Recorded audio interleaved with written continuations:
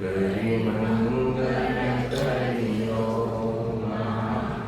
ગ્રંથ કર્મ ગોકા જાતે મિલે સમાજ આવે નિજ પદરા આત્મ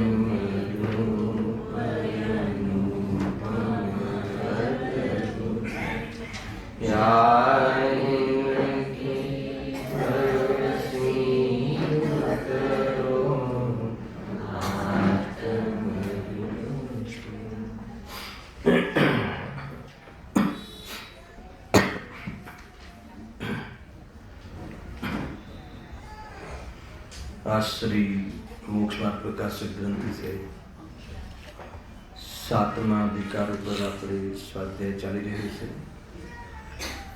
એમાં ધર્મ બુદ્ધિથી ધર્મધારક વ્યવહારાભાસી મુખ્ય દૃષ્ટિ,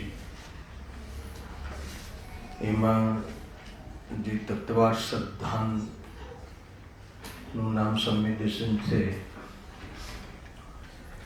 એમ શાસ્ત્રથી સમજી એમ વાંચી પરિભાષાઓ યાદ કરી એ બધું બરાબર છે, પણ એમાં અયથાર્થપણું ક્યાં રહી ગયું? તો એમાં અયથાર્થપણાનું સ્વરૂપ બતાવતા પહેલા એની ભૂમિકામાં એમ કહ્યું કે 7 તત્વ શીખી લે, ભણી લે, ભણાવે, બધું કરે, પણ ભાવ ભાષણ ન કરે. એના પર ઘણું વજન નાખ્યું. ગઈ વખતે આપણે બહુ ચર્ચા કરી હતી કે એને ભાવ ભાસતો નથી. જીવ અજીવની પરિભાષા કરી લે, પણ સ્વ અને પર ભિન્ન છે એમ ભાષિત થતું નથી, એમ ભાસતું નથી. ભાષણ કરે પણ ભાષણ ન કરે. ખ્યાલ ભાષણ અને ભાષણ અંતર પડી ગયું. બધાને સમજાવે બી ખરું, પણ સ્વમાં સ્વપન ને પરમાં પરાયાપન એવી ભિન્નતા જ્યાં સુધી ન ભાષે તો મિથ્યા દ્રષ્ટિ જ રહે છે. એટલી ચર્ચા આપણે ગઈ વખતે ભૂમિકાના રૂપમાં કરી હતી. એના પછી પેજ નંબર 229 પર આગળ વિશે ચાલશે. હવે તેને તત્વ શ્રદ્ધાન કેવા પ્રકારનું હોય છે તે અહીં કહીએ છીએ. ટૂંકમાં એક વાત ખાસ યાદ રાખજો કે અહીંયા જ્ઞાન તો છે, જ્ઞાનનો સદભાવ છે, ભાવ વાસનનો અભાવ છે. એના આધાર ઉપર આખો ટોપિક ચાલશે. ચોથા અધિકારમાં પણ આ જ વિષય છે. જીવાજીવ તત્વના શ્રદ્ધાની અયથાર્થતા આ જ હિડિંગમાં ત્યાં પણ પકડે છે, અહીંયા પણ પકડે છે. તો ત્યાં જે પકડે છે ને અહીંયા પકડે છે, એમાં ફેર શું છે? બેઝિક ફેર શું છે? ખ્યાલ એ આપણે સમજવા જેવું છે. જો પેજ નંબર 82 કાઢો, એમાં છે ચોથા અધિકાર. સેમ હેડિંગ છે, સેમ વિષય લાગે છે ને. જીવ અજીવ તત્વ સંબંધી અયથાર્થ શ્રદ્ધા, અને અહીંયા બી છે જીવ અજીવ તત્વનું અયથાર્થતા. તો બંને વચ્ચે બેઝિક અંતર શું છે? ચોથા અધિકારમાં જે 7 તત્વની અયથાર્થ શ્રદ્ધા અથવા અતત્વ શ્રદ્ધા જે કહ્યું છે મિથ્યાત્વના પરિપ્રેક્ષમાં, તો એ એકેન્દ્રિય, 2 ઇન્દ્રિય, 3 ઇન્દ્રિય, 4 ઇન્દ્રિય બધા અજૈન છે એને પણ, અને અનાદિથી જે દેહ બુદ્ધિ છે, 7 તત્વ સંબંધી ભૂલ છે, એ અનાદિથી ચાલી આવે છે. જે અનાદિથી ચાલી આવે છે એ કરણલબ્ધિના એક સમય પહેલા ત્યાં સુધી આ જ્ઞાનમાં તો યથાર્થતા આવી જાય છે, પણ અભિપ્રાયમાં અયથાર્થતા રહે છે ત્યાં સુધી. એના પછી એને કરણલબ્ધિ પછી અંતર્મુહૂર્ત કાળમાં એ બધી ચીજ અભિપ્રાય સમ્યક થઈ જાય છે. મારા કહેવાનો ભાવ એ છે, મારે એનું ધ્યાન કરાવવું છે, તુલના એ કરાવી છે કે અહીંયા ચોથા અધિકારમાં જે 7 તત્વ સંબંધી ભૂલ કહી, યથાર્થતા કહી, અને 7મા અધિકારમાં હવે કહેવાવાળા છે એમાં બેઝિક અંદર શું છે? તો ભૂલ તો એ જ છે. ભૂલમાં કંઈ બીજા પ્રકારની કે કોઈ ભૂલ છે એવું નહીં. ભૂલ તો એક જ હોય છે. પરંતુ અહીંયા કહ્યું ને કે જે જૈન છે, જીન આજ્ઞાને માને છે, જૈન શાસ્ત્રોનો અભ્યાસ કરે છે, છતાં મિથ્યા દ્રષ્ટિ રહે છે, એ વસ્તુ ચોથા અધિકારમાં લાગુ નથી પડતી. ખ્યાલ આવે તમને? અહીંયા તો જૈનનો કોઈ ભેદની વાત જ નથી. અનાદિથી એકેન્દ્રિય હોય તો બી 7મા અધિકારમાં એકેન્દ્રિયની વાત નથી. એમાં મનુષ્યની વાત છે. એ પણ કયા મનુષ્યની વાત છે? જૈન છે. એ વાત થોડી કડક લાગશે તમને કે જૈન છે, જીન આજ્ઞાને માને છે. શરૂઆત જ એ રીતે લીધી હતી 7મા અધિકારમાં. જૈન શાસ્ત્રોનો અભ્યાસો છે તો પણ મિથ્યાત્વ રહે છે. એટલે આ તો વધારે ખરાબ વાત કહેવાય. પેલાને તો ખબર જ નથી. એને તો 7 તત્વનું કંઈ એવી કોઈ જાતિની એને સમ્યકતા શું છે, શું પરિભાષાઓ છે, ને 7 તત્વની ભૂલ શું છે એ એને કોઈ જ્ઞાન નથી. એને બસ ભૂલ છે, અનાદિથી છે. ત્યાં બહુ મોટું અંતર છે. બાકી ભૂલમાં કાંઈ એવું પ્રકાર નથી. અહીંયા બેઝિક અંતર શું છે કે 7મા અધિકારવાળો જે મિથ્યા દૃષ્ટિ છે એ જૈન શાસ્ત્રે વાંચીને પણ એને ભાવાસન નથી કરતો, એટલે મિથ્યા દૃષ્ટિ જ રહે છે. એ તો બરાબર છે, એ તો ખતરનાક વાત છે જ, પરંતુ એ સિવાય પણ જૈન શાસ્ત્ર વાંચીને મિથ્યાત્વનું જ પોષણ કરે છે. ગજબની વાત એ છે, ભેદ જ્ઞાનનું પોષણ કરતો નથી, વિતરાગતાનો પ્રેમ છે નહીં, અને કોઈને કોઈ આભાસ કરીને એને જે પર્યાય બુદ્ધિ છે એ પર્યાયની જ બુદ્ધિ એને દ્રઢ કરે છે. એ બહુ ખાસ અંતર, આ મૂલ છે હે ને. એટલે એમાં આપણા પર બી આંગળી થઈ શકે ને. આમાં તો આપણે જૈન શાસ્ત્રનો અભ્યાસ તો કરીએ છીએ, અભ્યાસ કરવા છતાં મિથ્યા દ્રષ્ટિ રહે છે. અને મિથ્યા દ્રષ્ટિ રહે છે એના કરતાં વધારે ડેન્જર વાત તો એ છે કે મિથ્યાત્વનું પોષણ કરે, એકાંત કરીને મિથ્યાત્વનું પોષણ કરે છે. તો એ વાત 7મા અધિકારમાં અંતર છે. બાકી તો જો અહીંયા પણ લખ્યું છે, તમે વાંચો, એક બે પેરેગ્રાફ લઈ લીધે. શું છે જુઓ. અનાદિકાળથી જીવ છે તે કર્મ નિમિત્ત વડે 82 પેજ પરની વાત કરું, થોડું જોઈ લઈએ. 82 બહુ ચલાવ્યું હતું ચોથા અધિકારમાં, મને બરાબર યાદ છે, બહુ ખુલાસા કર્યા હતા. વર્ષો થઈ ગયા અને ભૂલ તો અનાદિની છે. અનાદિકાળથી જીવ છે તે કર્મ નિમિત્તિક વડે અનેક પર્યાય ધારણ કરે છે. ત્યાં પૂર્વ પર્યાયને છોડી નવીન પર્યાય ધારણ કરે છે. તથા તે પર્યાય એક તો પોતે આત્મા, જો ખ્યાલ આવે તમને થોડું એટલા માટે લઉં છું કે આગળ કામ આવશે. અનાદિકાળથી જીવ છે પણ કેવી રીતે છે? કર્મ સહિત છે. કર્મ સહિત છે એનું શું આભાષણ કરાય? કર્મ સહિત છે તે કર્મને લઈને પૂર્વની પર્યાયને છોડે છે, નવી પર્યાયને ધારણ કરે છે. હવે જે નવી પર્યાયને ધારણ કરે છે એ પર્યાયનું સ્વરૂપ બતાવે છે. પછી જે કોઈ પર્યાય હોય, ચાહે મનુષ્યની હોય, નારકી જેવી નારકી હોય, દિવ્યંશ હોય, જેવી, એ પર્યાયનું સ્વરૂપ બતાવે છે. પર્યાયમાં શું છે? એક તો પોતે આત્મા છે. એ જે મિલીજુલી સરકાર છે ને, મળી એ પર્યાય કેવી? એક તો પોતે આત્મા છે. ત્યાં શું છે પર્યાયમાં? તથા અનંત પૂતગલ પરમાણુમય શરીર છે. ત્યાં બે વસ્તુ કહી. હવે ત્રીજી વસ્તુ લીખે છે, એ બંનેના એક પિંડ બંધાન રૂપ છે. એક તો આ પર્યાય થઈ, કઈ પર્યાય કહેવાય આને? અસમાન જાતીય દ્રવ્ય પર્યાય. બરાબર. બે ભિન્ન ભિન્ન જળ અને ચેતનને મળીને કોઈ અવસ્થા વિશેષ જે પોષણ થાય, દશા થાય, હાલત થાય, એ પર્યાયની વાત કરી. હવે ત્રીજી વસ્તુ એડ કરશે. તેમાં આ જીવને આ હું છું એવી અહમ બુદ્ધિ થાય છે. આ ત્રીજી વસ્તુ આવી ગઈ. બરાબર. મિથ્યાત્વ. વળી પોતે જીવ છે તેનો સ્વભાવ તો, હવે સાંભળજો થોડુંક, આ વાત અહીંયા બી આવવાની છે. વળી પોતે જીવ છે તેનો સ્વભાવ તો જ્ઞાનાદિક છે. બરાબર છે. પોતે જે જીવ છે ને, કયા જીવની વાત છે અહીંયા? અજ્ઞાની કે જ્ઞાની? જીવ માત્ર. જે કોઈ જીવ છે એકેન્દ્રિયની પર્યાયમાં બેઠો તો પણ એ શું છે? જીવ છે. એ જ્ઞાનાદિક સ્વભાવ વાળો છે. તેનો સ્વભાવ તો જ્ઞાનાદિક છે. અને વિભાવ ક્રોધાદિક છે. બે વસ્તુ થઈ. ત્યાં ક્રોધાદિ પણ છે.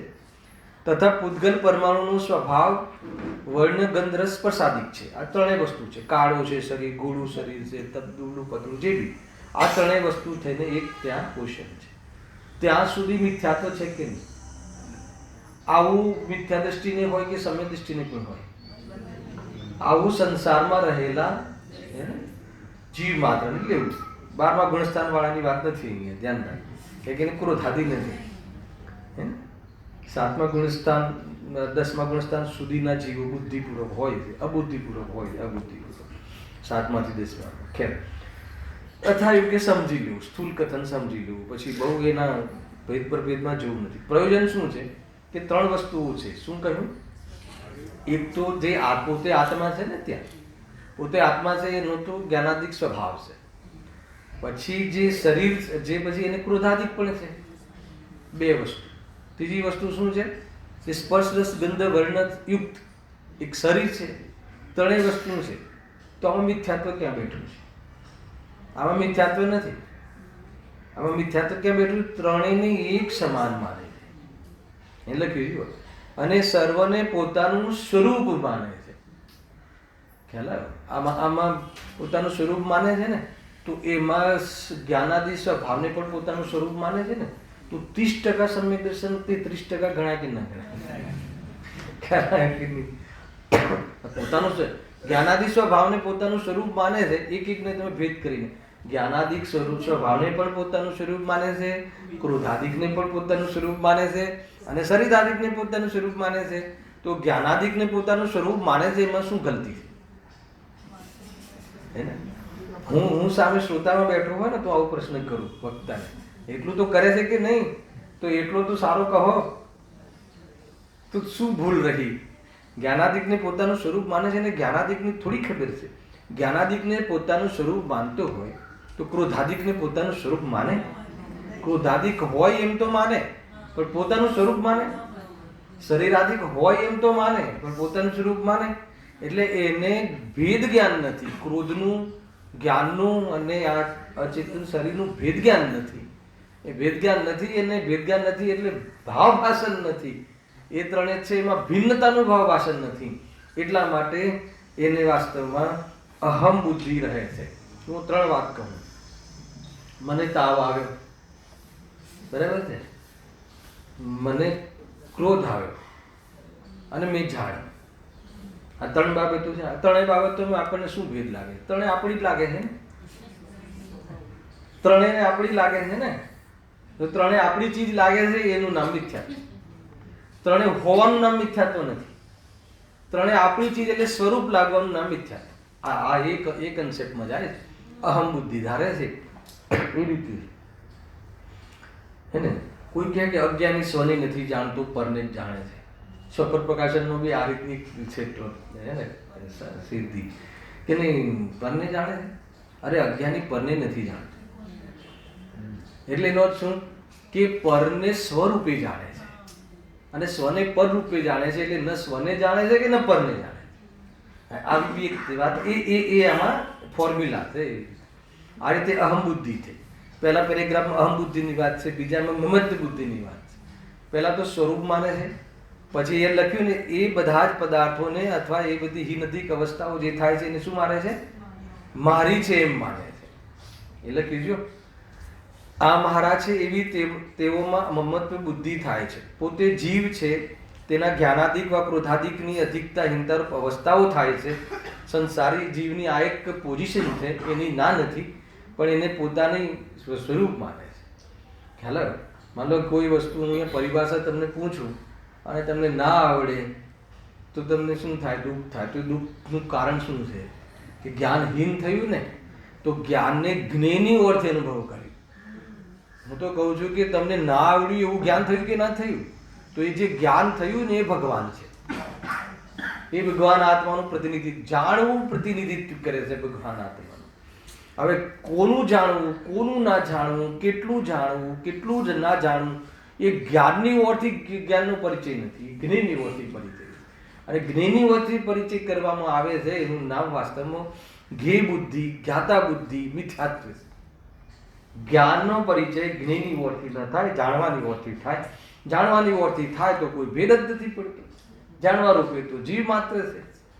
આ બી એક, આ બધા અનેક પ્રકારે વેદ્યાન કરવાના પ્રકારો છે. જો અવસ્થાઓ થાય છે તથા પૂતગલ પરમાણુઓની વર્ણાદી પલટવારૂપ અવસ્થાઓ થાય છે, તે સર્વને પોતાની અવસ્થા માની તેમાં મારી અવસ્થા છે એવી મમકાર બુદ્ધિ, એકત્વ બુદ્ધિ, મત બુદ્ધિ થઈ ગઈ. આ ખ્યાલ આવ્યો કે નહીં? આજે 6 ઢાળામાં બી જે 7 તત્વની ભૂલ છે ને એ આ જ છે.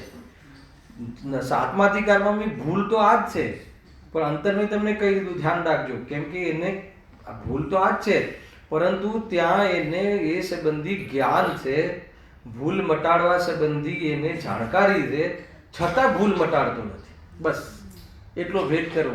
ભૂલ નથી મટાડતો એમાં આધાર શું આવે પંડિતજી? કે જાણે તો બધું બરાબર, એને જ્ઞાનમાં બધું બરાબર જાણે છે, જ્ઞાનમાં ભૂલ નથી, પરંતુ ભાવભાષણ નથી. ભાવભાષણ નથી, સ્વપનનું વેદ વિજ્ઞાનનું ભાવભાષણ નથી, એટલે પ્રતીતિ નથી. પ્રતીતિ નથી એટલે જાણવા છતાં મિથ્યા દ્રષ્ટિ જ છે. બહુ બહુ જબરજસ્ત એને ખોટનો ધંધો કર્યો એને. એકેન્દ્રિયને તો ભેદ જ્ઞાન કરવાની અક્કલ જ નથી, એને તો એ ભાવભાષણ કરવાની એની પર્યાયમાં ક્ષમતા જ નથી. અને તો પર્યાયમાં ક્ષમતા બી છે અને વેદજ્ઞાન કરવા માટેની મેટર પણ ક્લિયર છે, જ્ઞાનમાં ક્લિયર છે, શાસ્ત્રી કહ્યું ને, પરંતુ ભાવભાષણ નથી. કોઈ કહેતો પછી પ્રતિથી કેમ નથી, મિથ્યા દૃષ્ટિ કેમ રહે છે? કે ભાષિત નથી કરતો, એને જાણકારીને જ સમ્યક જ્ઞાન માની લે છે. હાલા, અને એને જાણકારીના અનુસાર જીવનની જે સદાચારનું જીવન છે એને જ ચારિત્ર માની લે છે.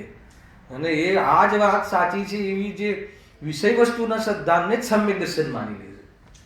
હવે વ્યવહાર સિદ્ધાંત જે હોય ને, જે સમ્યક સિદ્ધાંત સાથે નિશ્ચય સાથે, એ વ્યવહાર સિદ્ધાંતમાં આ ભાસ સમ્યક દર્શનનો નિશ્ચય સમ્યક દર્શનનો કરી લે છે. એ મૂળ ભૂલ એ છે. ટૂંકમાં ભૂલના પોષણનું નામ. એટલે આ તો ઓર વધારે બુદ્ધિ છે ને, એ વધારે ખોટું કામ કરે. ના ખ્યાલ આવે? બુદ્ધિવાન તો કહેવાય ને, કમ સે કમ બુદ્ધિમાં તો ક્લેરિટી છે. જીવ શું છે, અજીવ શું છે, જળ છે, ચેતન છે, આ દુઃખના કારણો છે, દુઃખના કારણો છે, પણ ભાષિત નથી થતો. એને એ રીતે એ પ્રમાણેનું ભાવાસન કરતું નથી. એને બરાબર કહે છે કે આમ બરાબર કહી દે કે આશ્રવ દુઃખરૂપ છે, એમ કહી દે. પણ દુઃખરૂપ પછી એને એમ કહીએ ને કે જે તને તારા દીકરા પ્રત્યે પ્રેમ છે અને એ દુઃખરૂપ છે, તો એ ભાષિત નથી થતું. આશ્રવ દુઃખરૂપ છે એમ કહે છે, પણ એને જ્યારે ખોલીને કહીએ ને કે જો તારા દીકરા પ્રત્યે, ગુરુ પ્રત્યે તને આ રાગ છે ને, તો એ વાસ્તવમાં આશ્રવ તત્વ છે, એ ધર્મ નથી, એ અધર્મ છે, તો ના માને કે ના ના એટલું તો હોય ને. દીકરા પ્રત્યે તો રાગ હોય, ગુરુએ આપણને એને જ્ઞાન કરાવ્યું, બધું આવી ગયું ને, કઈ ભૂલ ના આવી. આમાં કર્તૃત્વ બુદ્ધિ આવી ગઈ, ગુરુએ જ્ઞાન કરાવ્યું, અને એ જ ગુરુ અમારા છે, મમત્વ બુદ્ધિ આવી ગઈ ના, બધી કઈ બુદ્ધિ, બધી ખોટી બુદ્ધિ આવી ગઈ ને. આવી નિમિત્ત પ્રધાન કથન છે, એને ઉપાદાન રૂપથી અનુભવ કરે છે. હવે આવવા વાળું છે કર્તૃત્વ બુદ્ધિમાં. જો વળી જીવને અને શરીરને નિમિત્ત નૈમિત્તિક સંબંધ છે, તેથી જે ક્રિયા થાય છે તેને પોતાની માને છે. આગળ બી આવવા વાળું છું, ખાલી વાંચી લઉં છું. આ બહુ બધા ખુલાસા બહુ છે. પોતાનો સ્વભાવ દર્શન જ્ઞાન છે, તેની પ્રવૃત્તિને નિમિત્ત માત્ર શરીરના અંગરૂપ સ્પર્શન આદિ દ્રવ્યેન્દ્રિયો છે. હવે આ જીવ તે સર્વને એકરૂપ માની એમ માને છે કે હાથ વગેરેથી મેં સ્પર્શ્યું. ખ્યાલ આવે ને? આ કર્તા બુદ્ધિ પરની ઓરથી આપણને ઇન્દ્રિયના માધ્યમથી જાણવાની પ્રવૃત્તિ છદ્મસને હોય, તો આપણને શું થાય છે? જ્ઞાનથી જાણવું એવું એકેવાર યાદ આવે છે કે આંખથી જાણવું એવું યાદ રહે છે? યાદ શું એમ માનીએ છીએ. કદાચ યાદ કરીએ કે ના, જ્ઞાનથી જાણે છે, આંખથી નથી જાણતું, આંખ તો નિમિત્ત છે એવું જાણીએ તો એ ભાવભાષણ થાય છે કે જ્ઞાનથી જણાય છે? ભાવભાષણ એટલે ઇન્દ્રિયો પ્રત્યે એકત્વ મમત્વ ઓછું થાય છે, એ તરફનું મમત્વ ઘટે છે, ઘટતું નથી ને. ઉપરથી ડર લાગે છે ને. અંધાપો આવી જાય તો શું ડર લાગે છે? બધા અંધાપો આવી જાય તો શું ડર લાગે? હું તો આ ફિલ્ડની વાત કરું છું, ભાવભાષણ નથી, એ ફિલ્ડની વાત કરું છું. જે બહારમાં અંધાપો આવી જાય છે એ તો હવે એ તો જે વિચારતો, અહીંયા અંધાપો આવી જાય, આપણને અંધાપો આવી જાય તો આપણને શું થાય છે? આપણને એમ થાય છે કે હવે મારો ધર્મ નહીં થાય. તો આંખથી આંખના જાણવાથી, આંખને ભગવાનને દેખવાથી ધર્મ થાય છે એમ માન્યું કે ના માન્યું છે કે નહીં? શરીરમાં રોગ આવી જાય તો આપણને શું ચિંતા થાય? સૌથી પહેલા શરીરમાં રોગ આવી જાય, શિથિલ થઈ જાય, હે ને, તો આપણને શું થાય છે કે હવે હું ધર્મ કેવી રીતે કરીશ? તો આ એ કહે છે કે એ તો નિમિત્તિક સંબંધ ભાઈ. ખરેખર તો દેહથી ભિન્ન આત્માને જાણવાનું નામ ધર્મ છે. ખ્યાલ આવે? ભલે એ ઇન્દ્રિયોના માધ્યમથી એ શાસ્ત્ર આદિ વાંચી અને પછી નિર્ણય કરે એટલું ત્યાં નિમિત્તિક પરિણું હોય તો પણ એનાથી થાય છે, એમાંથી જ્ઞાન આવે છે, એને અનુસરીને થાય છે, એ હોતું નથી. અજ્ઞાનીનું જ્ઞાન પણ ચૈતન્યને અનુસરીને. આ વાત બહુ મુખ્ય છે. ઉપયોગ લક્ષણમાં એટલે કુમતીને પણ ઉપયોગ લક્ષણમાં લીધું. લક્ષણના જ્ઞાનની ઓછી 8 ભેદ એ રીતે કુપણું તો અજ્ઞાનપણું તો મિથ્યાત્વને લઈને છે. જ્ઞાનમાં જાણવાપણે જે લક્ષણ છે એ તો સ્વચ્છ જ છે, નિર્મલ જ છે, જાણવાપણે જ નિર્મલ એ રીતે છે. બહુ બધી બાબતો છે. જો અહીંયા શું કહે છે, એક તો એ થઈ ગયું, એના તરફથી થઈ ગયું. હવે આ જીવ તે સર્વને એકરૂપ માની એમ માને છે કે હાથ વગેરેથી મેં સ્પર્શ્યું, જીભ વડે મેં સ્વાદ લીધું, નાસિકા વડે મેં સૂંઘ્યું. બોલો આપણે કોઈ બી ચીજ તમે બનાવી હોય અને એ ખારી છે કે ઓછી ખારી છે એ જાણવું હોય તો શું કરવું? ગાયક પાસે જવું કે ચાખવું જોઈએ? જીભની સંપર્કમાં લાવવું કે ન લાવવું? એના વગર જાણવું થાય કે નહીં થાય? એમ ભલે એ માધ્યમ હોય પરંતુ જાણવું એના વડે નથી થતું. બહુ બધા ઉદાહરણો છે ચોથા અધિકારમાં. તો ખ્યાલ આવ્યો કે નહીં? લીમડો કેવો હોય? કડવો હોય, બરાબર છે. ઊંટને કેવો લાગે ખબર છે કોઈને? ઊંટનો ખોરાક લીમડો છે. તમને આ દેશની વાતો ખબર નહીં, અમે દેશના છે એટલે ખબર પડે. ઊંટ છે ને લીમડો જ ખાય, મોટા ભાગે લીમડો જ ખાય. દરેક જ્યાં જેના ઘરમાં ઊંટ હોય ને એને લીમડો વાવ્યો જ હોય, અને ઊંચો હોય ઊંટ એટલે ડાયરેક્ટ એ સેવન કરે છે, ભક્ષણ કરે છે. પણ કેમ કરે છે? કેમ કે એને એ લીમડો છે ને મીઠો લાગે છે કેવો, તો બધી એને જીભ દ્વારા એ ચાખે છે તો એને લાગો કેવું જોઈએ. એટલે ગેયોથી જ્ઞાન નથી, ઇન્દ્રિયોથી જ્ઞાન નથી. એ સમયમાં જાણવાની યોગ્યતા થાય છે એ પ્રમાણે જ જ્ઞાન થાય છે. ખ્યાલ કે નહીં? જ્ઞાનથી જ જ્ઞાન થાય છે, ગેયોથી જ્ઞાન નથી. એ જ્ઞાનનું જ જ્ઞાન છે, જ્ઞાનનું પરિણામ છે. આ રીતે કહેવામાં આવે છે જ્ઞાનનો સ્વામી જ્ઞાન છે. એ રીતે બહુ બધી બાબતો છે ભાઈ. જુઓ એ રીતે આ એક થયું. હવે આ તો જે જ્ઞાન ઇન્દ્રિયોનું અવલંબન લે છે તો એને એમ લાગે છે નિમિત્તિક તો ઇન્દ્રિયોથી મારું જ્ઞાન થયું એમ માને છે. હવે અહીંયા બોલવાની ઈચ્છા થઈ, ઉપયોગ બી લગાવ્યો તો વાણી એ પ્રમાણે ખરી, હોઠનું હલવું થયું. તો આ જે જ્ઞાન, જે આત્માનું જ્ઞાન, ઉપયોગ અને વિકલ્પ, જે વિકલ્પાત્મક ઉપયોગ અને પ્રદેશોનું હલનચલન એ નિમિત્ત થયું. પણ એ શું માને છે કે હું બોલ્યો તો પરદ્રવ્યનું કામ પોતાથી અને પોતાનું કામ પરથી, એ રીતે કર્તૃત્વ બુદ્ધિ અહીંયા કહી. એ રીતે એ પ્રમાણે. અને ભોક્તૃત્વ બુદ્ધિ શું છે? એમાં એને હર્ષશોક કરે એ ભોક્તૃત્વ બુદ્ધિ. સરસ પ્રવચન થાય તો ખુશ થાય, પ્રવચનમાં છેનાવટ ઓછી થાય તો દુઃખી થાય, તો એ પ્રમાણે સુખી દુઃખી થાય એ ભોક્તૃત્વ બુદ્ધિ અહીંયા બધું કહે. ખેર મારે તો આ તમને થોડુંક ઇફેક્ટ આપી હતી ને. 83 પાના પર એક છેલ્લી લીટી વાંચેલી, છેલ્લા પેરેગ્રાફમાં જુઓ શું કહે છે, કેમ આવું થાય છે. થોડુંક વાંચો, પેલાથી લઈએ છીએ. છેલ્લા પેરેગ્રાફ. આ આત્માને અનાદિકાળથી ઇન્દ્રિય જ્ઞાન છે. ઇન્દ્રિય જ્ઞાન એટલે શું? અહીંયા ઇન્દ્રિય જ્ઞાન એટલે જ્ઞાન નથી, વાત નથી લીધી. ઇન્દ્રિય જ્ઞાન એટલે અહીંયા આ ઇન્દ્રિય જ્ઞાન અનાદિથી છે. કયા ગુણસ્થાન સુધી છે? 12મા ગુણસ્થાન સુધી. હવે તમે એને સર્વથા અજ્ઞાન કહી દેશો તો 12મા ગુણસ્થાન વાળાને અજ્ઞાની કહેવા માટે મંજૂર છે? એને અતિન્દ્રિય જ્ઞાન, ઇન્દ્રિય જ્ઞાન જે જ્ઞાનના પરિપ્રેક્ષમાં સમજવાની વાત છે. મોક્ષ માર્ગના અધ્યાયમાં અલગ ચર્ચાઓ છે એની. અહીંયા જ્યારે ફંડામેન્ટલ બંધારણની અલગ ચર્ચાઓ છે કે જે ઇન્દ્રિયના માધ્યમથી જ પદાર્થોને જાણવાનો વ્યવસાય જે જ્ઞાન કરે એને ઇન્દ્રિય જ્ઞાન કહે. આ એની સ્પષ્ટ ફંડામેન્ટલ પરિભાષા છે. અને જે જ્ઞાન ઇન્દ્રિયોના અવલંબન વગર ડાયરેક્ટ આત્માના પ્રદેશોથી જાણવાનું, પદાર્થોને જાણવાનો વ્યવસાય કરે, પ્રતિભાસ કરે, એનું નામ અતિન્દ્રિય જ્ઞાન છે. એ અતિન્દ્રિય જ્ઞાન કેટલા છે? 3. અવધિ, મન, પર્યાય અને કેવલ જ્ઞાન. એમાં અવધિ, મન, પર્યાય એક દેશ કહેવામાં આવે છે અને ઓલું સર્વદેશ કહેવામાં આવે છે. એ ગેયોની ક્વોન્ટિટીના આધારે એક દેશ સર્વદેશ છે. જાણવાની પદ્ધતિ સેમ છે. હાલાવ્યું કે અવધિ, મન, પર્યાય જ્ઞાન પદાર્થોને જે રીતે આત્માના પ્રદેશોથી જાણે છે એ કેવલ જ્ઞાની જે રીતે જાણે છે એ રીતે જ જાણે છે. એક દેશ એટલે ઓછા પદાર્થોને અને પેલા સર્વ પદાર્થો. અચ્છા, કુઅવધિમાં લાગુ પડે કે ના પડે? ચલો સુઅવધિમાં તો તમે માની લો. કુઅવધિ બી જેવી રીતે જાણે, જેવી રીતે કેવલી જાણે છે પદાર્થોને, એવી રીતે જ કુઅવધિ જાણશે ને. જાણવાની પ્રક્રિયા, મિથ્યાત્વની વાત છોડી દો, જાણવાની પ્રક્રિયા તો સેમ છે. ખ્યાલ આત્માના પ્રદેશોથી, એટલે જાણવાની પ્રક્રિયાની જ્યારે વાત ચાલતી હોય ત્યારે જાણવાની પ્રક્રિયાથી જ સમજવું. પછી ત્યાં અતિન્દ્રિય આનંદનો અંશ, અતિન્દ્રિય જ્ઞાનનો અંશ પ્રગટ થાય છે ને એ બધું મોક્ષ માર્ગમાં ભાવશુદ્ધ જ્ઞાન, એ બધી ચર્ચાઓ અલગ છે. ખ્યાલ આવી છે. જો અહીંયા આત્માને અનાદિકાળથી ઇન્દ્રિય જ્ઞાન છે. મને એટલે સ્મરણમાં આવ્યું કે આ જ્યારે મેં આ ટોપિક લીધું હતું ને ત્યારે બહુ ચર્ચા થઈ હતી. આપણે આ બધી ચર્ચાઓ મને યાદ આવી એમ અત્યારે. પ્રત્યવિજ્ઞાન,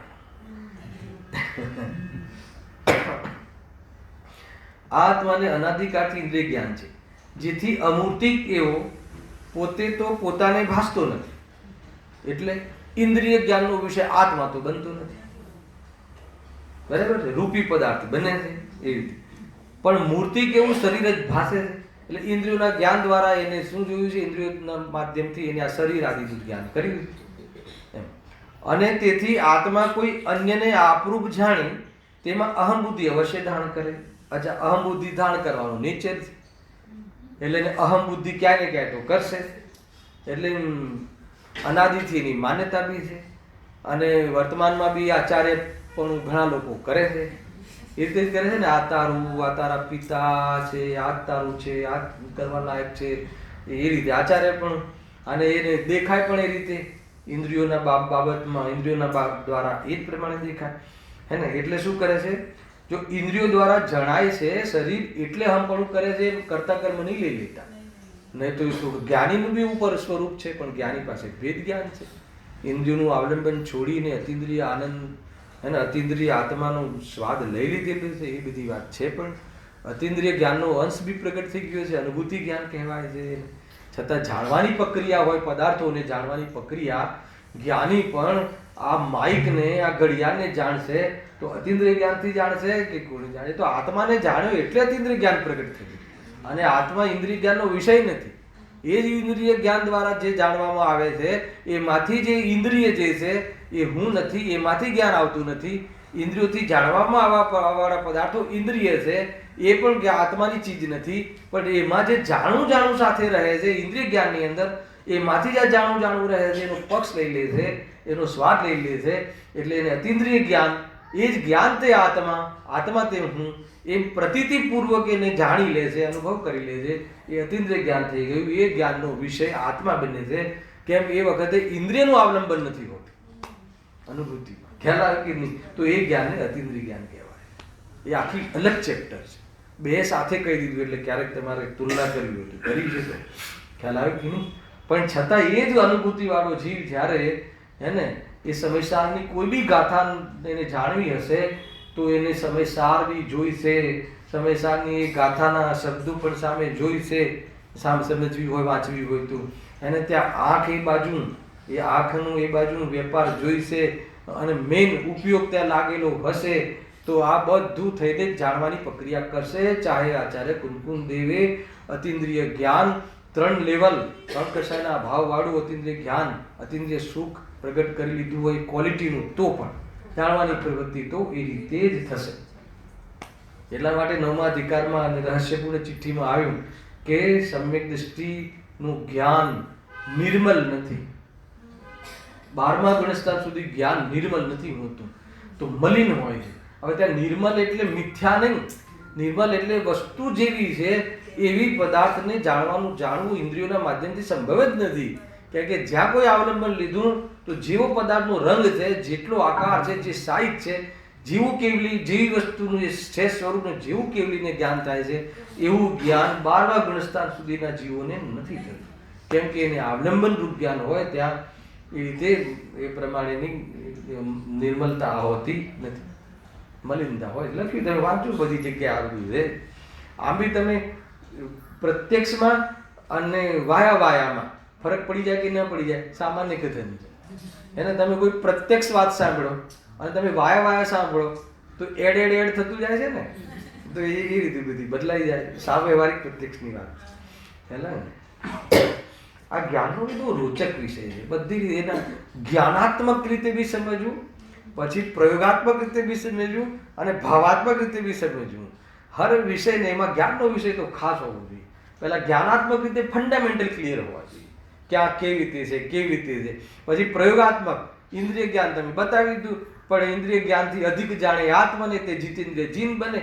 અને અમારી પાસે તો ઇન્દ્રિય જ જ્ઞાન છે, તો મારે પછી કેવી રીતે ભેદ જ્ઞાન કરવું? તો આ બધી વાત પણ મારે પ્રયોગમાં લેવી પડશે.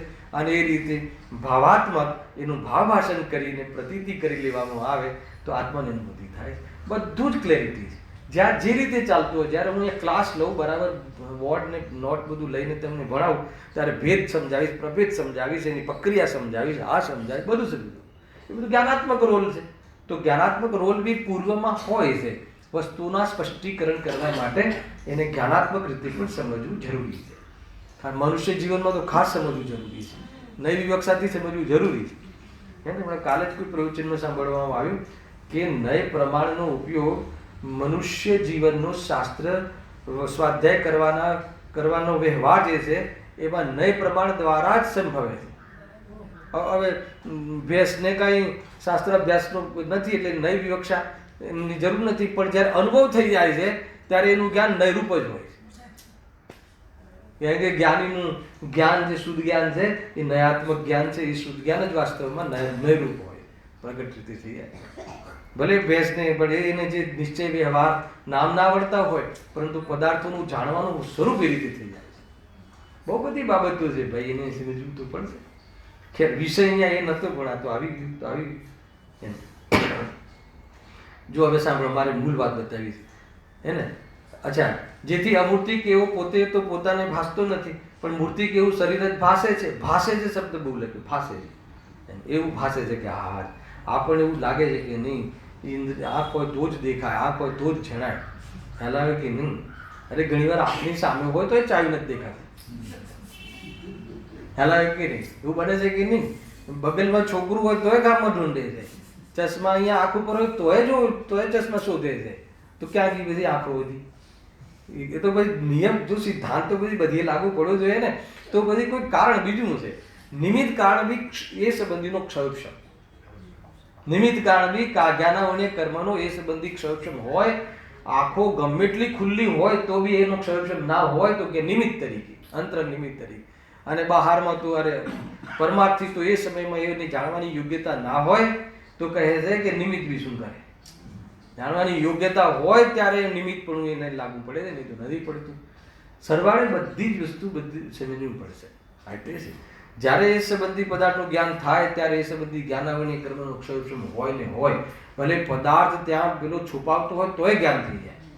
હાલાકી કે ને આજે ઓફિસરો આવે છે ને એમને કેવી રીતે બધું જ્ઞાન થઈ જતું હશે, કાળી ચિઠ્ઠીઓનું બરાબર ખ્યાલ આવી જાય. એ સંબંધી ક્ષયક્ષમ થઈ જાય તો થઈ જાણી જાય. તમે સ્કૂટરમાં મૂકો, ગાડીમાં મૂકો, મિત્રના ઘેર મૂકો, જેવી મૂકો, બધું જાણી લે. કેવી રીતે જાણી લે? ક્ષયક્ષમ થાય. આપણને એમ લાગે કોઈ ચાળી ખાધી, આ ખાધી, જો એ દ્વેષ બુદ્ધિ આપણી મટી જાય. નહીં, દ્વેષ નહીં, એની જાણવાનો એ સંબંધીનો ક્ષયક્ષમ છે એટલે જાણવામાં આવ્યું છે, એટલે જાણે છે. અને એ રીતે જાણવાના સ્વભાવની ઓરથી જ જો જાણવાનું બધી જગ્યાએ હોય ને તો રાગ દ્વેષ મટે. આપણો મેઇન એજન્ડા રાગ દ્વેષ મટે. રાગ દ્વેષ મટાડવાના શ્રદ્ધાનું નામ સમ્યક દર્શન છે, અને રાગ દ્વેષ મટે એનું નામ સમ્યક ચારિત્ર છે. આ વાત બરાબર યાદ રાખજો. પંડિતજીની આપેલી પરિભાષાઓ છે, અલગ અલગ પ્રકારની પરિભાષા. જે બી રીતે તું સમજ, ચાહે પ્રમાણથી સમજ, ચાહે નહીંથી સમજ, ચાહે નિક્ષેપથી સમજ, પણ તને આત્મની દૃષ્ટિની મુખ્યતા હોવી જોઈએ. બસ સમજવું જે રીતે બને એ રીતે સમજ. પણ આ બધી બાબતો આવે છે. આત્મદર્શનની મુખ્યતા રાખવી. જો શું કહે છે? અને તેથી આત્મા કોઈ અન્યને આપરૂપ જાણી એટલે પછી શું કરે? જે જાણવામાં આવે, જે પદાર્થ જાણવામાં આવે એમાં અહમ બુદ્ધિ કરે કે નહીં, આજ હું છું. એટલે સંભાળે, ઇન્દ્રિયોની સાર સંભાળ કરે. અને ઇન્દ્રિયો એ શિથિલ થયા વગર રહે જ નહીં. અને ગમે એટલા તું એમાં જે ડ્રોપ્સ નાખ આંખમાં તો એના જે સમયમાં એ પ્રમાણે થવાનું થાય જ થાય. હે ને? એ 50 વર્ષમાં 50 વર્ષનું શરીર થશે જ. એની જે વૃદ્ધત્વ આવવામાં આવતું જ રહેશે. ખ્યાલ આવે? ન દેખાય એવું કરવું એ ભલે હોય, પણ વૃદ્ધત્વ જે હોય એની વૃદ્ધત્વરૂપ ક્ષમતા જે છે એ તો એ પ્રમાણે જ રહેશે. તો શું કરશો? અને કોની વાત છે? પણ કે શરીરની વાત છે, મારી વાત નથી. એટલું જ નક્કી કરવાનું, એને એટલું જ નક્કી કરીને આગળ જવાનું હતું. પણ આપણે એ ન કર્યું. આપણે તો એ બી મારું, અને જે જાણું છું એટલે એ તો હું તો છું જ. સ્વભાવ છે જાણવાનું, તો મારું કામ જ છે. અને શરીર આટલું હેલ્પ કરે છે, ઇન્દ્રિયો આટલી માધ્યમ આપે છે, આટલું સહાય કરે છે, એટલે એ તો મારી જ છે. અને એના લક્ષ્યને લઈને જે પણ ભાવો થાય છે એ પણ મારા છે. તો બધી જ વસ્તુને હું એકરૂપ માનીને શું કરું છું? શું કરું છું જરા કહેશો? દુઃખી થવું છું. દુઃખી થવું છું એના ઉપર તો ખ્યાલ આવતો જ નહીં. દુઃખી થવું છું એનું એ ભાવ વાસન નથી. મહેન્દ્રભાઈ, દુઃખી થવું છે એનું ભાવ વાસન હોય તો ભેદ જ્ઞાન કરે ને. અચ્છા, ભેદ જ્ઞાન કેમ નથી કરતા? કે દુઃખી છું એવું ભાસતું નથી. મેઇન ભાસતા ઉપર લઈ લે, ભાસતું નથી. અને મને આવડી ગયું દુઃખના ઉપાયની જે વાત મેટર આવડી ગઈ એટલે હું સુખી થઈ ગયું એમ ભાસે છે. તો એ ઉલટું ભાષ્યું છે. હાલાવે કે નહીં. અને ખરેખર સુખી થતો, સાંભળજો શું થાય છે, ડિપ્રેશન કેમ આવે અને સુખી થતો નથી. કારણ કે કેવી રીતે થાય? એનાથી થવાતું નથી. એટલે કાં તો પછી એને એના ઉપર શંકા જાય છે. જે અત્યારે ભણે એના પર શંકા જાય છે. કાં તો ડિપ્રેશનમાં કાંઈ ના થયું મારું, કાંઈ ના થયું મારું, કાંઈ ના થયું. ભગવાન ખોટા છે, તત્વ ખોટા છે એવું કદાચ ના બોલી શકે ને, પણ એવું થઈ જાય કે ભાઈ. અને તમે સમજો, અને આવું બનેલું છે. મને આ એક વ્યક્તિને આવું થઈ ગયું, પછી મારે એના ઘરે જવાનું થયું. મને કે ભાઈ આ અધ્યાત્મ જ્યારથી આવ્યું ને અને મારા છોકરાએ અધ્યાત્મ ભણવાનું ચાલુ કર્યું ને તો ડિપ્રેશનમાં આવ્યું. હવે મને ચૂવી ગઈ વાત, અંદરમાં દુઃખ લાગ્યું. મેં તો એવું છે ને કે અધ્યાત્મના કારણે ડિપ્રેશનમાં ના આવે. એ અધ્યાત્મને સમજ્યું નથી ને એટલે ડિપ્રેશન રહે. અધ્યાત્મને સમજે અને ડિપ્રેશન રહે. અરે સૌથી ઊંચું કાઉન્સેલિંગ તો અધ્યાત્મ છે. તમે એના વગર તો ડિપ્રેશન દૂર કરી જ નહીં શકો. ચાહે તમે સાયક્રેટિસ્ટ પાસે જાઓ તો બી એને સરવાળે આ ભાષામાં આવવું જ પડશે. એને ખબર નહીં હોતું. તમે એકવાર વિઝિટ કરજો. એને આ મારું શરીર મારું છે જ નહીં. એ તો એ રીતનું પરિણમન છે. તું એનું લક્ષ છોડી દે. એને એની ભાષામાં ભલે આપણી ભાષા આવી જાય પણ એ કોઈ બી સમજાવશે તો આ જ ભાવ. હવે એનો એની પાસે આધાર નથી એટલે સરવાળે ગોળીઓ બી આપી દે જોડે. એટલે ના સમજે ત્યારે ઊંઘી જાય. થોડોક જ્ઞાન સુસુપ્ત થઈ જાય એટલે પછી એમ લાગે કે નહીં રેસ્ટ થઈ ગયો. ન નેચરલ ઊંઘ છે કે ન નેચરલ જીવન છે. ભાઈ બહુ બધી વસ્તુ છે. તમે મેડિકલ સાથે ને મેડિટેશન સાથે ને આની સાથે તમે મેળ કરો ને તો નિમિત્તિક કાર્ય બહુ દેખાશે. પરંતુ એમાં ઉપાદાન વૃત્તિ સમજી લે છે એટલે જે નિમિત્તોની જ ચર્ચા, નિમિત્તોની જ વાહવા, નિમિત્તોમાં જ ઉપાય એ જ જોવા મળે. અને નિમિત્તિક કાર્ય જોવા મળે છે. એમાં ઉપાદાનથી કાર્ય થાય છે. એ જૈન શાસને સમજાવીને ઉપકાર કર્યો કે જેથી કરીને કે તું નિમિત્તની દ્રષ્ટિ છોડી દે. નિમિત્તને છોડી દે એમ નહીં, નિમિત્ત તો છૂટું જ છે. એ ગુરુદેવશ્રીની દેન છે. એમની લોકો નિમિત્તને છોડવાની વાત, નિમિત્તની દ્રષ્ટિ છોડવાની જગ્યાએ નિમિત્ત છોડ નાખે. દૂર ભાગવા હલાવે ને. ભગવાન ક્યાં કઈ આપે છે? ઘેર જ બેસું. હું તો પ્રયાસ કરતો જ નથી, મંદિર જતું જ નથી. તો ક્યાં જાય છે?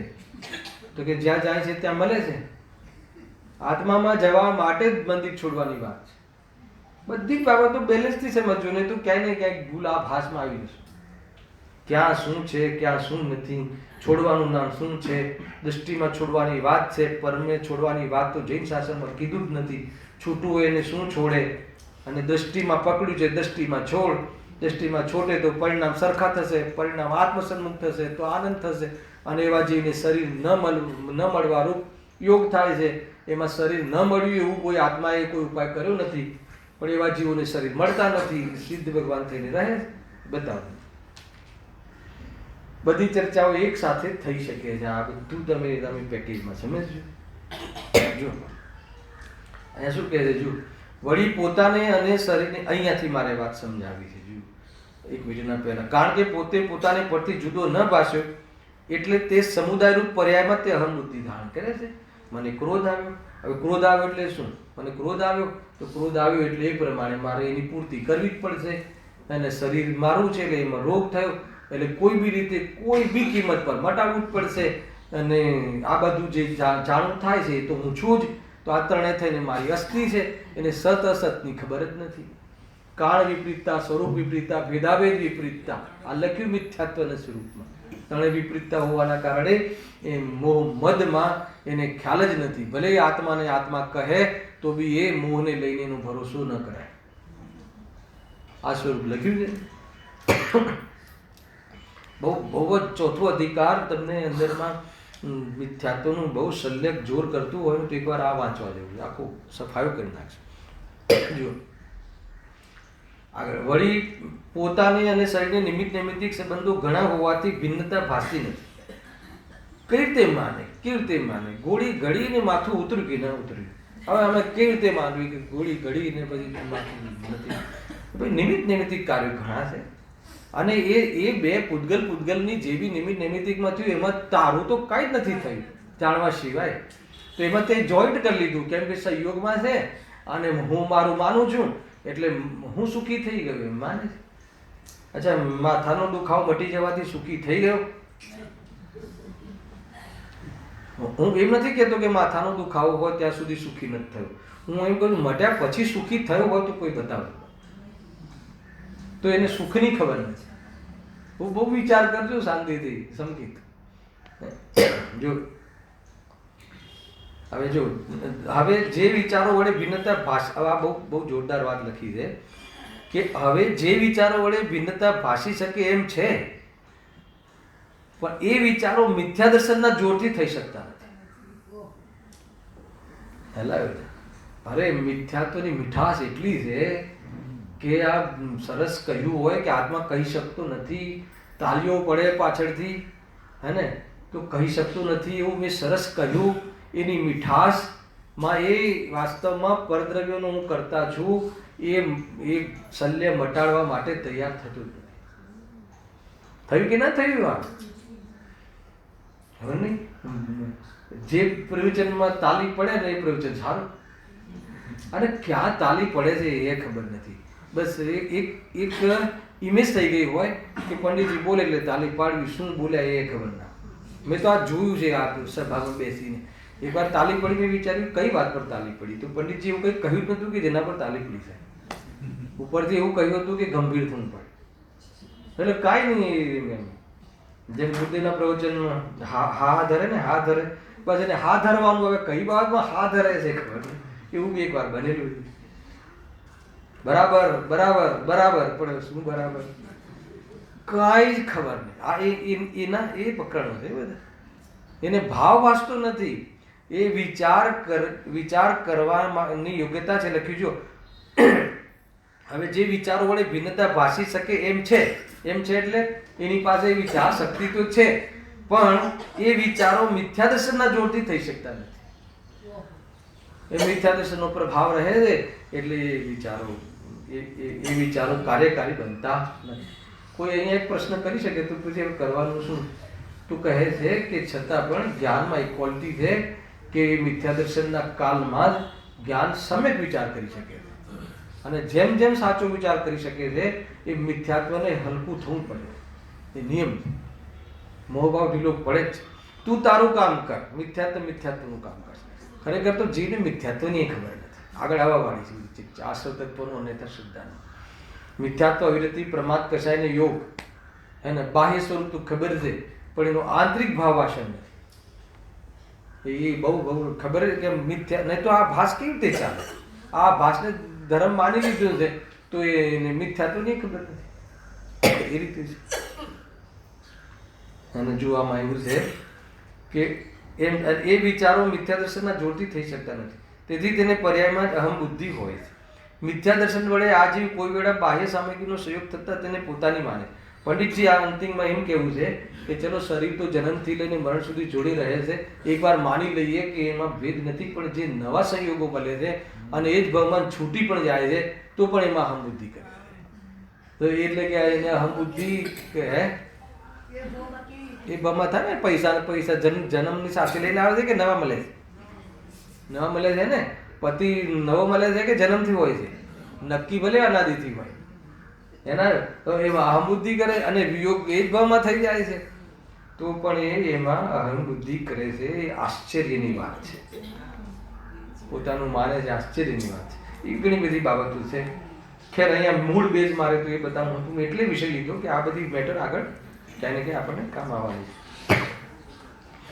જો હવે મેઇન બેઝિક અંતર યાદ રાખજો. હું પ્રારંભ કર્યું છું હવે આ ફિકરે, બરાબર? જીવ અજીવનું યથાર્થ સિદ્ધાંત 7મા અધિકારના પરિપ્રેક્ષમાં. 7મા અધિકારમાં જે ચોથા અધિકારમાં ભૂલ કહી છે, ભૂલ તો એ જ પ્રકારની છે, પરંતુ અહીંયા એટલો ફરક છે કે એ જૈની છે, જૈન શાસ્ત્ર વાંચે છે, એના અભ્યાસ છે, એને સાત તત્વોની ખબર છે, હેગે ઉપાધિની એને નિર્ણય છે, બધું છે, છતાં મિથ્યાત્વ રહે છે. મિથ્યાત્વ રહે છે એ તો સમજમાં આવી જાય, પણ છતાં એ મિથ્યાત્વનું એને લઈને મિથ્યાત્વનું પોષણ કરે. જેને લઈને મિથ્યાત્વનો અભાવ થવાનો ચાન્સ છે એ જીનવાણીના જ્ઞાનને ખ્યાલ આવે. જે જ્ઞાનથી ભવનો અભાવ થઈ શકે એ જ્ઞાનને ભવના વધારવામાં હેતુ બનાવે છે તો ક્યાં જઈને છૂટશે? અને જે કાર્ય એને ગ્રહસ્થ જીવનમાં કરી શકાય એ મંદિરમાં આવીને કરે એવા પાપ, તો પછી એ મંદિરમાં કરેલા પાપ ક્યાં જઈને છૂટશે? છે ને આવી એક ગાથા, હે ને? હા, જે ગ્રસ્ત જીવનમાં વેપાર આદિમાં પાપ કરે છે એ તો મંદિરમાં આવીને વિચારીને છૂટે, પણ મંદિરમાં આવીને પાપ કરે પછી કયા મંદિરમાં જઈને છૂટશે? તો એ આ થોડી ગંભીરતાની વાતો છે, સમજવું જોઈએ કે જે જ્ઞાન દ્વારા, જે શુદ્ધ નહીં અશુદ્ધ નહીં નય દ્વારા, જે જ્ઞાન દ્વારા તારું મિથ્યાત્વ, જે શાદવાદ દ્વારા તારી માન્યતા સમ્યક કરવાની હતી, એ જ જ્ઞાનમાં કોઈ એક પક્ષમાં, ચાહે નિશ્ચયના પક્ષમાં, ચાહે વ્યવહારના પક્ષમાં, સર્વથા વાળું છે, કથનચિત છે આપણે ત્યાં.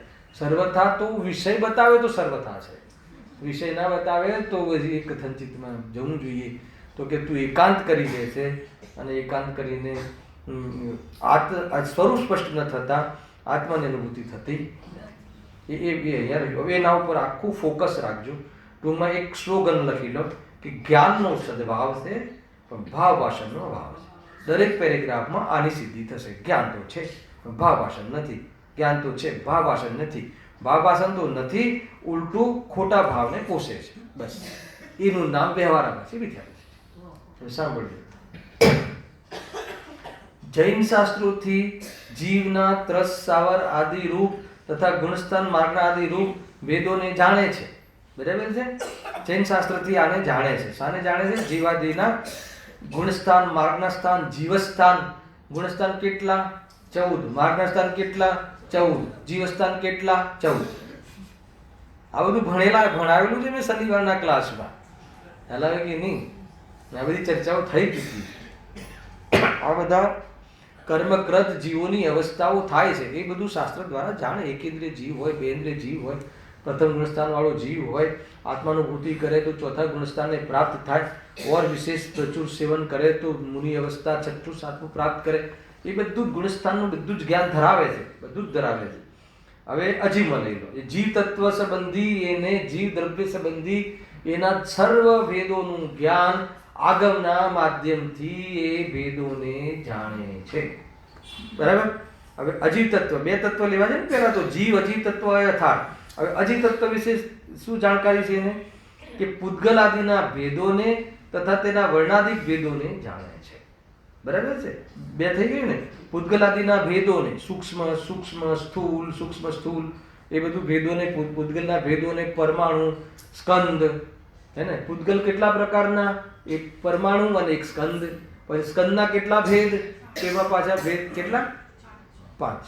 જે હોય જોઈ લેજો, મારું વિસ્મરણ છે. તો એ રીતે પાછા એના ભેદ. એટલે એને જાણ્યું કે ન જાણ્યું? અજીવ તત્વને જાણ્યું કહેવાય કે ના કહેવાય? અરે બરાબર જાણ્યું ને. સ્પર્શ રસ ગંધ વર્ણ વર્ણાદિના ભેદોથી બી જાણે. જેનામાં સ્પર્શ રસ વર્ણ ગંધ હોય એ પૂતગલ, હે ને? એનામાં સ્વાદ આદિના જે પરિણામ થાય છે, પર્યાય, ઉની, ગરમ, ઠંડી, બધી જે પોષણોને પ્રાપ્ત થાય છે, પૂતગલ પ્રાપ્ત થાય છે. આ બધું જાણ્યું કે ના જાણ્યું? અચ્છા, તો અજીવને જાણીને જીવને જાણ્યું તો શ્રદ્ધાન થયું કે ના થયું? તો કેમ ના થયું? હવે સાંભળજો. પહેલા પેરેગ્રાફમાં એક અલગ એંગલ છે અને બીજા પેરેગ્રાફમાં પછી એને ઓર ડેવલપ કરે. પહેલા પેરેગ્રાફમાં શું છે કે એને જાણે છે, પરંતુ શું કહ્યું? અધ્યાત્મ શાસ્ત્રોમાં ભેદ વિજ્ઞાનના કારણભૂત, સાંભળજો આ લીટી ભાવ ભાષણ માટે ખાસ, અધ્યાત્મ શાસ્ત્રોમાં ભેદ વિજ્ઞાનના કારણભૂત વિતરાગ દશા થવાને કારણભૂત જેવું નિરૂપણ કર્યું છે તેવું જાણતો. એટલે હું હંમેશા સ્વાધ્યાયમાં બે વાત કરું છું. સ્વાધ્યાય કોને કહેવાય?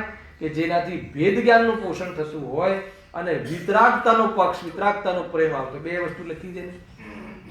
જો લખ્યું ને, વેદ વિજ્ઞાનના કારણભૂત તથા વિતરાગ દશાને થવાને કારણભૂત.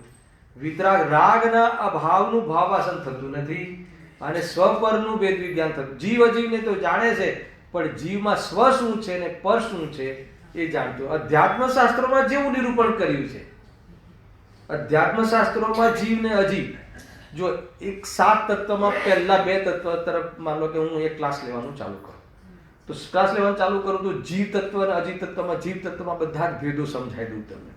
જીવ આને કહેવાય, જીવ એકેન્દ્રિય હોય, આ હોય તે હોય, ગુણસ્થાના તીત બી હોય એ બી કહી દઉં. પરંતુ એ જે જીવ જે છે એ ભેદોમાં જે અભેદ જીવ છે, એ અભેદ જીવ જે અધ્યાત્મ શાસ્ત્રમાં જે જીવ તત્વ બતાવવાનું છે એ તત્વ હું તમને ના બતાવું તો તમે જે આશ્રયભૂત તત્વ છે, જેના પર દ્રષ્ટિ કરવાની છે, જે અસલ જીવ છે, જે મારું સ્વરૂપ છે, એ જીવ તત્વને ન બતાવું. એ ભેદોમાં જે જીવ તરીકે કાયમ રહેવા વાળું જીવ તત્વ ભેદોમાં બદલાય રાખે, પણ જીવ જે છે કાયમ એ જે જીવ તત્વ એ ન બતાવું. અને એ બી બતાવી દઉં પણ એ હું છે એવું તમને ભાવાસન ન થાય. તો એવું તમને નથી કહેતો કે હું એવું હું છે એવું ભાવાસન હું ન કરાવું, એવું નહીં, એ તમારે જ કરવાનું. એ હું છું એવું ભાવાસન કોઈ નહીં કરાવે. જ્ઞાન સત્સંગમાં છે, શ્રદ્ધાનમાં કોઈ સત્સંગ નથી. શ્રદ્ધાનમાં તો અસંગ છે.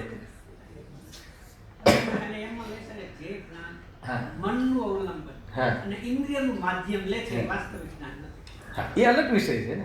અહીંયા એ વિષય તો બધું પહેલા બી બધું જેટલું કહેવું હતું કહી દીધું, કઈ રીતે છે, કેવી રીતે નથી, કોને કહેવાય કોને ના કહેવાય, એ બધી તો વાત થઈ ગઈ. અહીંયા તો શાસ્ત્ર જ્ઞાનને તો જ્ઞાન કહેતા જ નથી, એમાં એ તો બધું આવી જ ગયું. પણ એ જ્ઞાન તો કરે છે, પરંતુ એ જ્ઞાન કરવું બી પડશે. એ જ્ઞાન કરવામાં વચ્ચે આવશે બી ખરું, પણ અહીંયા હવે એના પર લઈ ગયા મહેન્દ્રભાઈ કે એને ભાવાસન નથી. બરાબર? માનો કે અત્યારે આપણે જ્ઞાન જે થઈ રહ્યું છે એ જ્ઞાન કહેવાય કે ના કહેવાય? હવે એ મેં તમને ખુલ્લો પ્રશ્ન મૂકી દીધો. એમાં કેટલાય પેટા પ્રશ્ન. જ્ઞાન કહેવાય એટલે શું? એને સમ્યક જ્ઞાન કહેવાય કે ના કહેવાય? એને આત્મજ્ઞાન કહેવાય કે ના કહેવાય? અરે આત્માના બારામાં તમે જે જાણો છો એને આત્મજ્ઞાન કહેવાય કે ના કહેવાય? મનના અવલંબનથી તમે વિચારોથી, બુદ્ધિથી તમે એને જ્ઞાન કહેવાય કે ના કહેવાય? તો જાણવું તો જ્ઞાન છે, પરંતુ એ જાણવું જે થાય છે હું છું એવું જ્યાં સુધી જાણવું થતું નથી ત્યારે એ જ્ઞાન પણ કેવું છે? અજ્ઞાન છે. અને અજ્ઞાનના પરિપ્રેક્ષમાં ના સમજવું હોય તો મનના અવલંબન રૂપ થતું જ્ઞાન કયું જ્ઞાન કહેવાય? ઇન્દ્રિય જ્ઞાન. આખી ફ્રેમિંગમાં ખ્યાલ આવી ગયો? ના આવે તો પૂછજો. બે વસ્તુને, બે સબ્જેક્ટને મિક્સ કરશો તો બહુ ખેંચાતાની થશે. જ્યારે આગમમાં બી જાણે છે, જ્ઞાન છે, જાણે છે, દેખે છે. અરે પરિભાષા તો એવી આપી, જીવની પરિભાષા, જીવ તત્વની નહીં, જીવની. જે જાણે છે, દેખે છે, સુખ દુઃખનો અનુભવ કરે છે એને જીવ કહેવાય. હવે અધ્યાત્મનો દુઃખનો અનુભવ કરે એને જીવ કહેવાય. એ આખી પરિભાષાઓ અલગ છે. પણ તમે એક સામાન્ય કોમન જીવનો તમારે નિર્ણય કરવો હોય, જ્યાં અધ્યાત્મમાં જતા પહેલા પ્રમાણથી ચર્ચા કરવી હોય, ત્યારે આ ચર્ચા અપેક્ષિત છે. પછી એમાં જે જાણવું હોય કે ભાઈ સુખ દુઃખનો અનુભવ કરે તો એમાં સુખ શું છે, દુઃખ શું છે, જાણે છે તો જાણવા વાળો હું છું કે જે જાણવાનું અલ્પ પરિણામ છે એટલું જ પોતાનું લઈ લેવું કે શું લેવું, એ બધી ચર્ચા અધ્યાત્મ શાસ્ત્ર કરશે. ત્યારે આગમ શાસ્ત્રથી ચર્ચા કરવામાં આવશે, ચાહે જ્ઞાની, ચાહે કેવલ જ્ઞાની આગમની ચર્ચા કરશે ત્યારે કહેશે કે જીવ એકેન્દ્રિય છે. જ્યારે એમાં અધ્યાત્મનો પ્રવેશ કરશે ત્યારે કહેશે કે એકેન્દ્રિય જીવ હોય જ ના શકે, એકેન્દ્રિય તો આત્માને હોય જ ના શકે. બે વસ્તુઓ જે રીતે કહી છે એ રીતે સમજીને સ્વભાવ પર દ્રષ્ટિ કરે તો અધ્યાત્મનો એને લાભ લીધું કહેવાય. હવે કોઈ જગ્યાએ કોઈ એકેન્દ્રિય કહે તો ડરવું નહીં. ના આત્માને એકેન્દ્રિય ના હોય, અને કહે કે ઇન્દ્રિય વળી આત્માની હોતી હશે તો કોઈ કે ના ઇન્દ્રિયો તો હોય જ છે, ઇન્દ્રિય દ્વારા તો જાણવાની પ્રવૃત્તિ થાય છે. તો બંને જે વ્યક્તા ક્યાંથી કહે છે ત્યાંથી સમજવું, અને એ કહીને, એ પાછળ કહીને એનો ઉદ્દેશ, એનાથી દ્રષ્ટિ હટાવી. જ્યારે ઇન્દ્રિય વગરનો બતાવો હશે તો એના પર દ્રષ્ટિ કરવી, અને ઇન્દ્રિય વાળો બતાવો હશે તો એના પરથી દ્રષ્ટિ હટાવી. કુલ મળીને સ્વભાવ પર દ્રષ્ટિ કરવી એ પ્રયોજન છે. હવે આ ફ્રેમિંગમાં તમને કોઈ પ્રશ્ન ના થવા જોઈએ. કદાચ એવો મને વિકલ્પ છે, બાકી થાય તો કરજો. ભાઈ બહુ સ્પષ્ટતા છે, કોઈ જાતિની કઈ જે રીતે અહીંયા કઈ રીતે કહે છે કે અહીંયા બધું જાણ્યું, જીવોના ભેદો જાણે, આ જાણ્યું, પણ અધ્યાત્મ શાસ્ત્રોમાં જે ભેદ જ્ઞાનના કારણભૂત જેવું જીવનું તત્જીવનું સ્વરૂપ કહ્યું છે, હે ને, આ બધું જે અધ્યાત્મ શાસ્ત્ર લાવો, સમયસર લાવો. પહેલા કહે છે નર્ક નાર્ક આદિ એ બધા જીવના ભેદો છે. પછી શું કહે છે અધ્યાત્મ શાસ્ત્ર? પણ એ જીવનું કેરેક્ટર છે, એ વેશ છે, સ્વાંગ છે. જીવ અધિકારમાં શું કહે છે? નર નારકાદી જીવનો સ્વાંગ છે. સ્વાંગ છે એટલે શું? જીવ નથી. છે તો આ સ્વાંગ કહે શાના કારણે છે? કર્મને લઈને, પોતાને ભૂલીને જે કર્મ બંધ કર્યો હોય છે એને લઈને અનેક પ્રકારે જીવ ઉપજે છે. તો એ બતાવવા વાળું શાસ્ત્ર આગમ છે. પરંતુ ઉપજે છે છતાં જીવ નવો પેદા થયો કે બદલાયું, પર્યાય બદલી તો નષ્ટ થઈ ગયો, એવું જીવનું સ્વરૂપ નથી. જે ખરેખર જીવ છે એ જાણવા રૂપે રહેલો છે, પોતાના અસંખ્યાત પ્રદેશ આકારે રહેલો છે, એ ખરેખર જીવ. હેલા તો આ અધ્યાત્મ શાસ્ત્રોમાં જે રીતે જીવનું સ્વરૂપ કહ્યું છે, હવે અધ્યાત્મ શાસ્ત્રમાં અજીવનું સ્વરૂપ શું કહ્યું એ બતાવી દો, એક લીટીમાં બતાવી દો. હા, બહુ સરસ. આ જે બધા પૂતગલ જે સ્પર્શ ગંધ વર્ણ જે છે એના એક પરમાણુ આ તે એ જ્ઞાનનું જ્ઞેય તો છે, પણ એ લઈને જ્ઞાન થાય છે એમ નથી. ખ્યાલ કે લઈને જ્ઞાન થાય છે એટલે એ છે એમ નથી. જ્ઞાનની ઓરથી લેવું તેમ લો. અને અજીવ છે એટલે કે એવું નથી. શું કામ સમજાવવું પડ્યું? કે આ શરીર સંયોગમાં કાળું, લાલ, પીળું, જે બી ધોળું, જે બધું વસ્ત્ર ને આ ને તે બધું હોય છે ને, તો જીવ નથી એટલે શું? હવે જીવ નથી નું ભાવાસન થવું જોઈએ ને. મારે તો મેન ભાવાસનમાં લઈ જવું છે. એક તો એક શબ્દમાં કહીએ પરાયાપણ. પરાયાપણ લાગવું, એ પરાયાપણ લાગ્યું ક્યારે કહેવાય? કે એનું મારા સુખમાં કોઈ યોગદાન નથી. કયા સુખમાં? સાચા સુખમાં. સુખ બી બે પ્રકારના હોય છે. એક આભાસ રૂપ સુખ અને એક રિયલ સુખ. રિયલ સુખ તો સ્વાધીન છે, રિયલ સુખ છે. કોઈ બી વસ્તુની જરૂર ના પડે એ રિયલ સુખ છે. તો અહીંયા આ પર વસ્તુ છે અને તારે ચેતન તરીકે રહેવામાં તારે એની આધીનતા નથી, એની જરૂર નથી. એ રીતે અગર ભાવ ભાસે અને આની જરૂરત ન ભાસવા વાળો ભાવ વાસન થઈ જાય તો સમજવાનું કે તારું ભાવ વાસન ચાલુ થયું.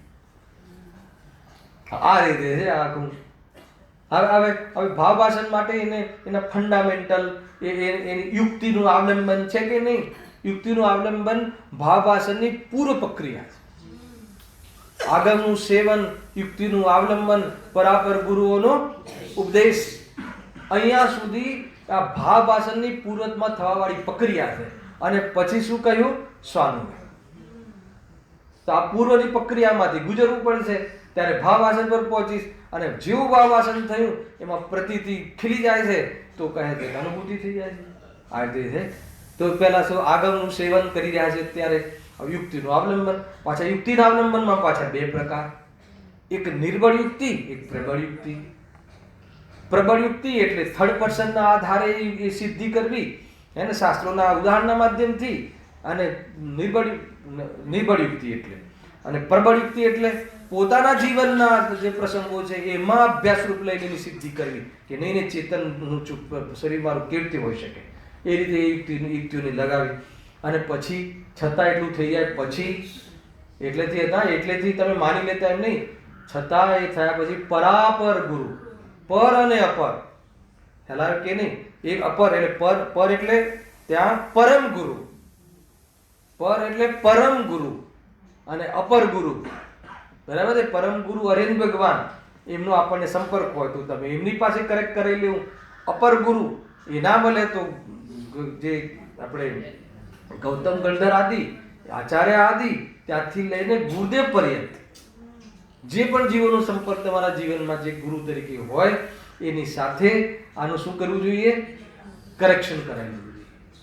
આ વાદ વિવાદ એ વાસ્તવમાં વસ્તુના સ્વરૂપને નિર્ણય કરવાનું અંગ છે. વાદ વિવાદ એટલે અત્યારે વાદ વિવાદ બધું ચાલે છે નહીં. વાદ વિવાદ એટલે આ વસ્તુનું તમે તમારો મત, મારો મત, ગુરુનો મત, એમ કરીને ખોટા મતનો ખંડન. આ યત્ન છે. અહીંયા સુધી કોઈ ધર્મ નથી. આ પૂર્વ ભૂમિકામાં થવા વાળી જ્ઞાન યત્ન રૂપ સમ્યક દર્શનની વાત છે. સહજ સમ્યક દર્શન સહજ હોય, સહજ સાધ્ય હોય છે. યત્ન સાધ્ય નથી હોતું, પણ પૂર્વમાં યત્ન હોય છે.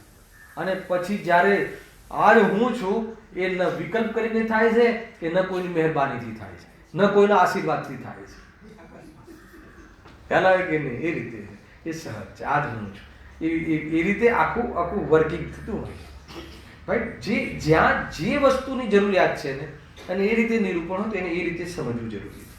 અને મૂળ નહીં છોડવાનું, કે મૂળ તો શુદ્ધાત્માની દૃષ્ટિ એના માટે તો મળીએ છે.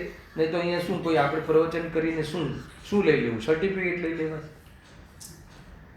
એ વસ્તુની આપણને ખબર હોવી. ક્યાં આવ્યા હતા આપણે? હા, આ ખ્યાલ આવ્યો.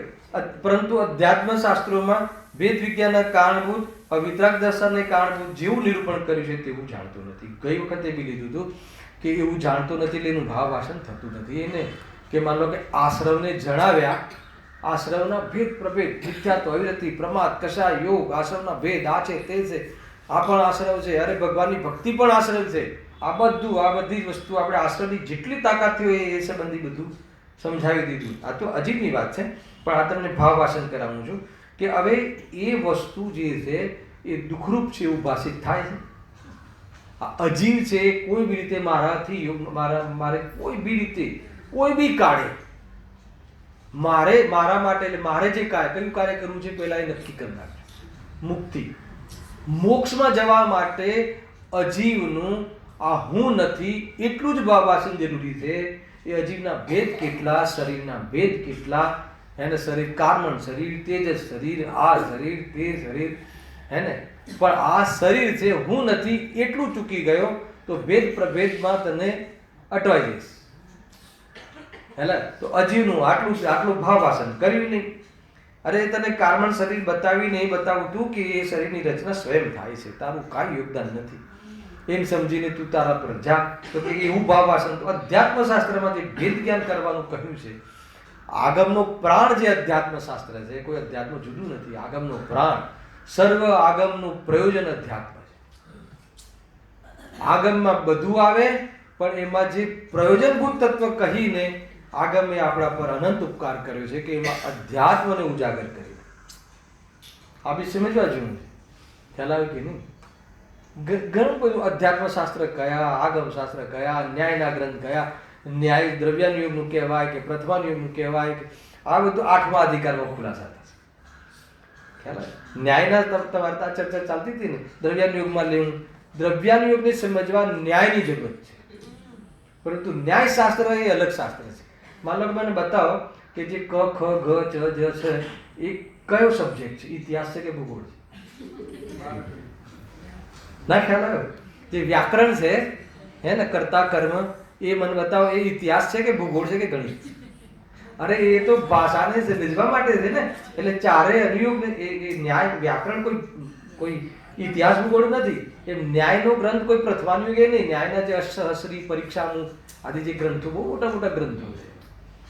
તમારે ત્યાં વચ્ચે ચાલતું હતું પ્રશ્ન, અત્યારે યાદ આવી ગયું. એ રીતે પણ દ્રવ્યાનુયોગને મુખ્ય સમજવા માટે સિદ્ધાંત શાસ્ત્રો હલાય કે નહીં. આજે કર્ણાનુયોગ છે, બધા સિદ્ધાંત શાસ્ત્રો છે. આપણને સિદ્ધાંત શાસ્ત્ર સમયસર લાગે. જો મુખ્યતાની વાત છે, બધામાં બધું હોય. દ્રવ્યાનુયોગમાં આચરણની વાત ના હોય એવું નથી, પણ ગૌણ હોય. મુખ્ય એમાં દ્રવ્યાનુયોગમાં મુખ્ય અધ્યાત્મ હોય, આત્માને જાણવાની મુખ્યતા છે. તો અધ્યાત્મક સમયસર આદિ અધ્યાત્મ ગ્રંથ કહેવાય છે. અને કર્ણાનુયોગ આદિ, ભૂમટસાર, જીવકાંડ આદિ આગમ ગ્રંથ, સિદ્ધાંત ગ્રંથો કહેવાય છે.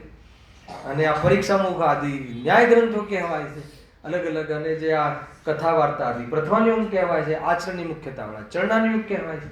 અલગ અલગ પ્રકાર હોય છે. આ તો વિષય નહોતો પણ ચર્ચામાં હતો ને તમારે, એટલે અહીંયા ખ્યાલ આવી ગયો.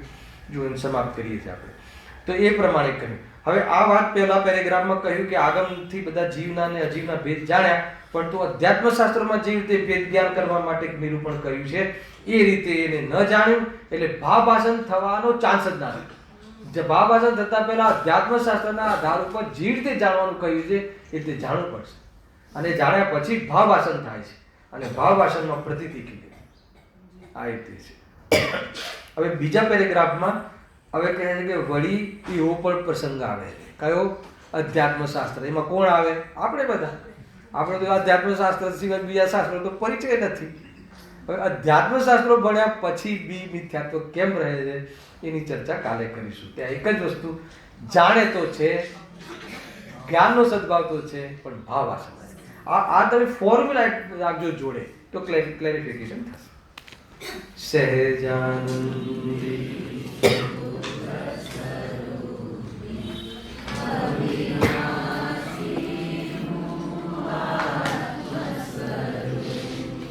से ज्ञान